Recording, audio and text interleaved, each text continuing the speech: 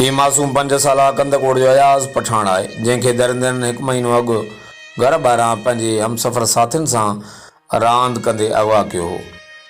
अॼु हिन मासूम जी गिची में ॻड़ा ज़ंजीर ॾिसी हयांव फाटी थो पवे, दिलि ॾरी थी पवे। लुड़क बसी नथा कनि, छाकाणि त पाण बेवसी ऐं ग़ुलामी जे तौक़ जा क़ैदी बणियल आहियूं, जंहिंजूं चाबियूं हिन बेरहम रियासत ऐं ज़ालिम हुक्मराननि वटि गिरवी थियल आहिनि।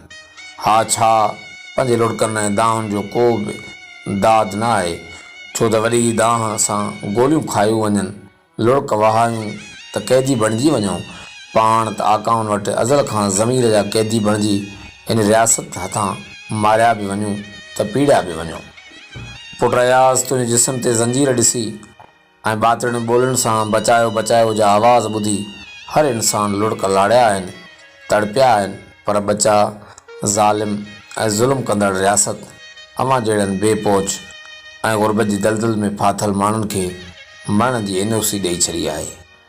हा बचा अयाज़, हिकु ॾींहुं तुंहिंजी बेवसी वारा ॻोढ़ा बदमस्त ऐं ज़ुल्म जे अॾियल ऐवाननि में ज़रूरु थलथुल मचाईंदा ऐं तो जहिड़े सवे मासूमनि जे ॻोढ़नि जो सैलाब हिन दरिंदगी जो अंत ज़रूरु आणींदो ऐं बहारनि जो ख़ूबसूरत सिॼ तुलू थींदो, जिते अमन ख़ुशहाली जा गीत गॾिजी ॻाईंदासीं। सिटूं ज़ुरियत बिजराणी, आवाज़ जावेद उस्मान बिजराणी, कंदकोट।